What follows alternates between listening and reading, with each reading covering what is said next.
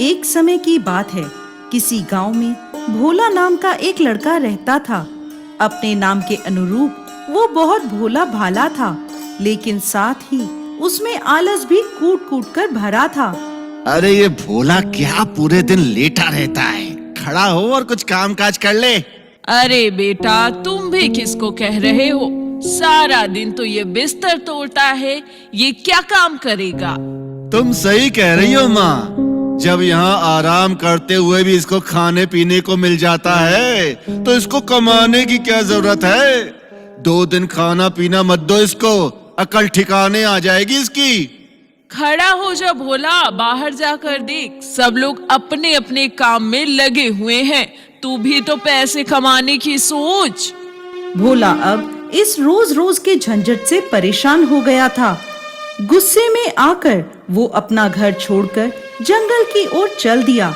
घने जंगल के बीचों बीच उसे एक आश्रम दिखा। उसने देखा कि आश्रम में एक गुरुजी हैं, जिनके साथ उनके शिष्य रहते हैं। वो सभी लोग मंदिर में पूजा अर्चना करते हैं, खाते पीते हैं और आराम करते हैं। तो वो मन ही मन सोचने लगा, हाँ, ये जगह रहने के लिए बिल्कुल सही है। यहाँ कोई काम दाम तो करना ही नहीं है, बस आराम करना है और पूजा करनी है। पूजा तो मैं कर ही लूंगा। ऐसा सोचकर भोला उन गुरुजी के पास गया और बोला, प्रणाम गुरुजी, मैं दूर गांव से आया हूँ। क्या मैं आपके साथ यहाँ पर आपके आश्रम में रह सकता हूँ? हाँ हाँ, क्यों नहीं, तुम हमारे साथ अवश्य रह सकते हो। लेकिन एक समस्या है गुरुजी, मैं कोई काम नहीं कर सकता। काम करने की सोचते ही मुझे आलस्य आ जाता है। कोई बात नहीं, वैसे भी यहाँ कोई काम नहीं करना है, बस पूजा पाठ ही करना है। हाँ हाँ गुरुजी, पूजा पाठ तो मैं आराम से कर लूंगा। अब भोला उस आश्रम में रहने लगा। सुबह उठता, पूजा पाठ करता, पेट भर खाना खाता और पूरा दिन आराम करता। माँ और भाई ने तो मेरा जीना ही दुश्वार कर रखा था। कहते थे बिना मेहनत करे 2 वक्त की रोटी नहीं मिलती। अब कोई उन्हें जाकर बताए कि कैसे मैं बिना मेहनत किए ही पेट भर भोजन करता हूँ। समय पर भोला को भोजन मिल जाता था। वो आश्रम में आराम की जिंदगी जी रहा था, इसलिए पूजा पाठ बड़ी मेहनत और लगन के साथ करता था।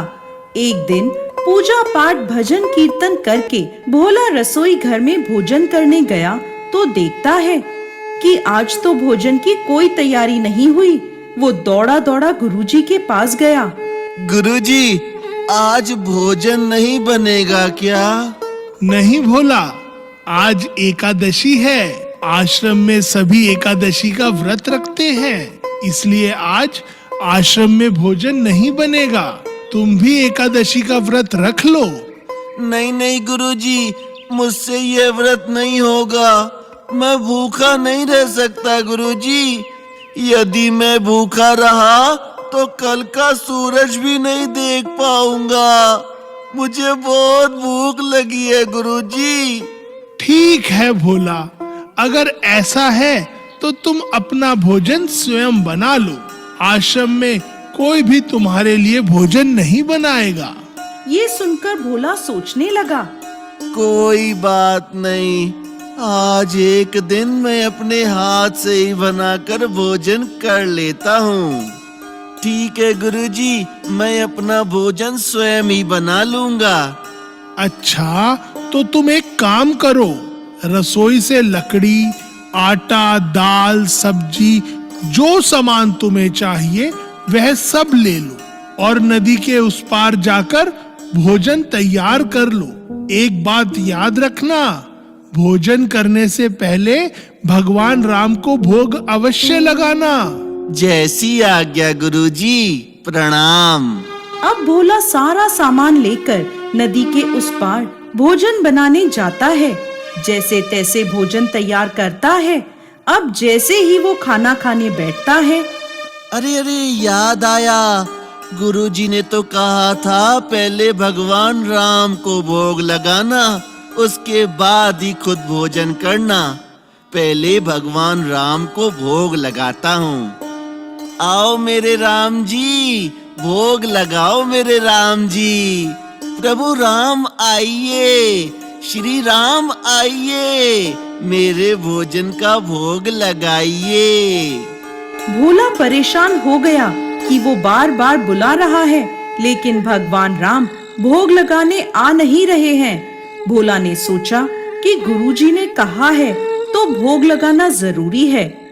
वो इतना भोला था कि ये भी नहीं जानता था कि भगवान स्वयं भोजन ग्रहण करने नहीं आते, लेकिन वो अपनी बात पर डटा रहा। मैं समझ गया प्रभु राम जी,